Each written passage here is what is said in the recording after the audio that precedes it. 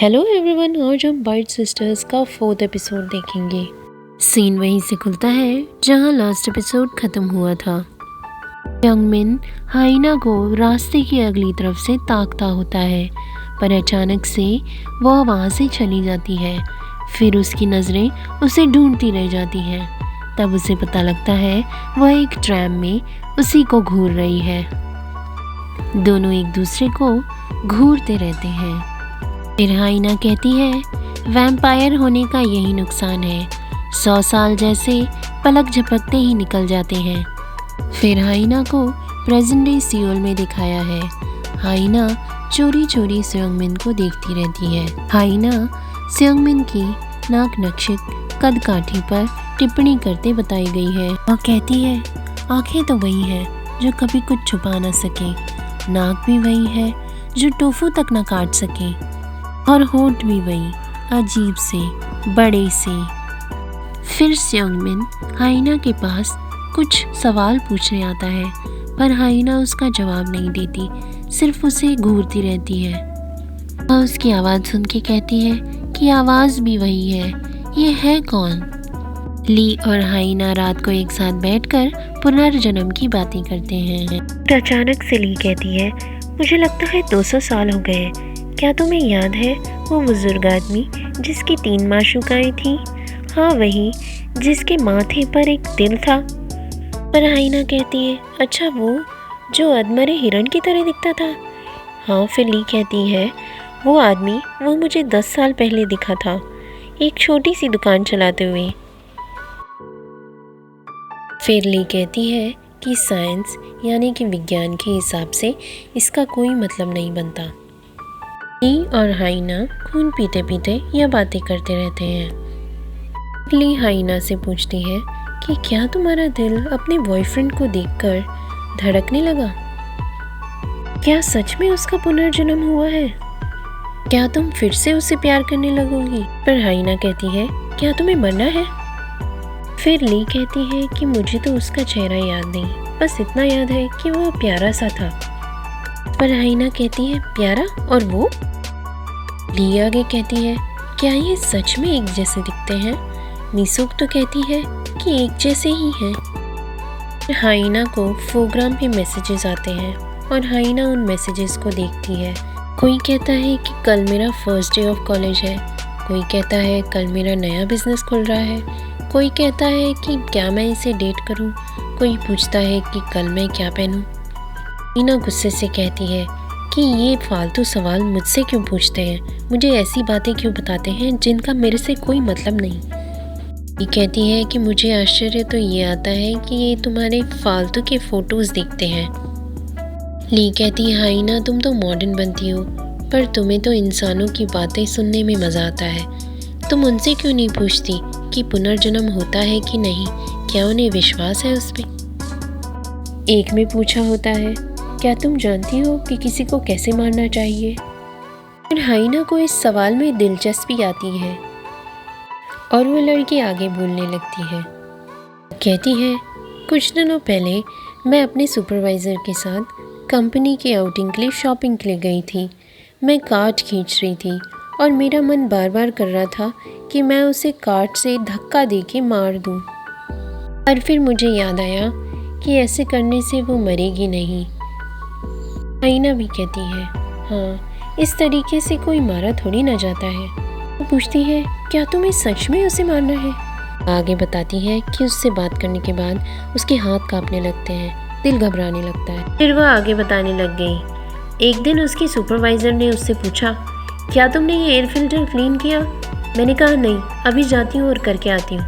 जब मैं air filter clean करने लगी, वो वहाँ आ धमकी कहती है, और भी अच्छे भले काम बाकी हैं जो करने हैं, ये फालतू काम पे क्या लग गई हो? इस पर हाइना उसे पूछती है, क्या तुम चाहती है कि मैं उसे काटूं? जिसका लड़की जवाब देती है, हाँ, और कहती है, क्या कहूँ, जब भी हम बाहर जाते हैं ये एक ही चीज़ खाती है। गिम्बाप होता तो मैं मान लेती, पर ये संजी गुप खाती है हमेशा, जो कि खून का सूप होता है। क्या ये पागल है? मैं इससे अपना बदला कैसे लूँ?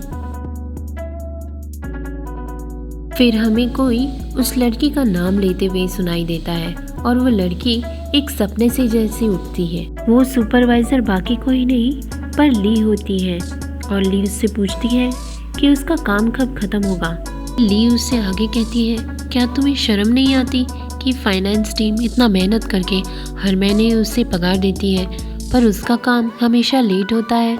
इस पर वो लड़की कहती है कि वह अपने तहे दिल से मेहनत करेगी और वहाँ से चली जाती है। कुछ देर में हमें पता लगता है कि ली को काम करने में थोड़ी सी परेशानी हो रही है। पता लगता है उसकी कीबोर्ड के 2 लेटर्स गायब हैं और वो 2 लेटर्स न्यून बी ने ही निकाले होते हैं। हाइना शोरूम में उन्हीं लाल फूलों को लेके आती है। जब वो शोरूम में गुलदस्ता सजाने लगती है तो मीसू पूछती है, आज अचानक से फूल? हाइना बात का जवाब न देते हुए कहती है, तुम उसे निकाल दो, हमें उसकी ज़रूरत नहीं। इस पर मीसू कहती है, नहीं, मुझे काम नहीं करना, मैं थक गई हूँ। वो आगे कहती है, इन इंसानों से मैं ज़्यादा नहीं मिल सकती। पर हाइना कहती है, पर आप तो कहती थी कि फैशन एक ऐसी भाषा है जो कभी पुरानी नहीं होती। और मीसू कहती है, वो ऐसी भाषा है जो मैं बोलना नहीं चाहती अब। फिर हाइना कहती है, आप ली को देखो, कितना मेहनत करती है, हमेशा एनर्जेटिक रहती है। इस पर मीसू कहती है, क्या तुम्हें कुछ ज़्यादा ही अपना पास्ट याद आता है उसे देख के? उस समय संगमिन अंदर आता है और हाइना और मीसू बात करना बंद कर देते हैं और हाइना गुस्से में उन फूलों को कुचल के फेंक देती है। फिर रात का समय बताया है। ली अपने काम से वापस लौटती है और हाइना सोशल मीडिया में यून बी से बात करती रहती है। उसी समय वहाँ ली आती है और पूछती है, क्या कर रही हो? हाइना बताती है कि कोई लड़की है जो बोल रही है कि उसकी सुपरवाइज़र 1 नंबर की औरत है जो उसे बहुत परेशान करती है। पर ली कहती है, मुझे समझ नहीं आता इंसान ऐसे क्यों है, मैं तो 1000 साल की हूँ पर मैं ऐसे कभी नहीं करती, किसी को सताती नहीं हूँ। हाइना कहती है, हाँ हाँ पता है। ली का जवाब होता है, तुमने कभी जॉब थोड़ी किया। इस पर हाइना कहती है, मैंने काम किया तो है, याद है विवांता होटल?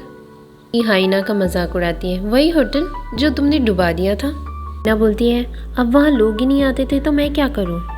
ली कहती है, उस लड़की से कहो कि अपनी सुपरवाइज़र को परेशान न करे।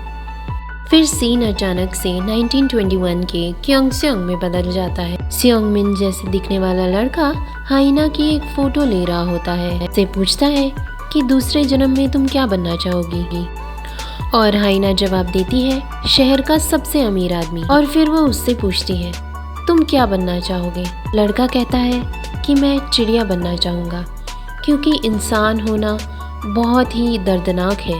हाइना कहती है, तुम बहुत ही शातिर हो। और कुछ ही पलों में वह हाइना की एक सुंदर सी फोटो खींचता है। दूसरा दिन हो जाता है। हाइना अपने शोरूम में काम कर रही होती है कि तभी सियोंगमिन आता है और बोलता है, मैनेजर। हाइना पीछे मुड़ती है और उसको थोड़ा गुस्से से देखती है कि सियोंगमिन के हाथों में एक लाल फूल है। पूछती है कि क्या है? तो सियोंगमिन बोलता है, इस फूल को देख के मुझे आपकी याद आई, इसलिए मैं आपके लिए ले आया। यह फूल आपकी तरह ही सुंदर है और इसका रंग भी आपकी तरह ही सुंदर है ना। नजरें चुरा के उससे वो फूल ले लेती है और उसकी तरफ देखती भी नहीं। जब सियोंगमिन चला जाता है तब बोलती है, यह वह नहीं हो सकता, वो इतना नादान नहीं था। और यहीं एपिसोड 4 ख़त्म होता है। अगर आपको ये एपिसोड पसंद आया तो please follow me for more.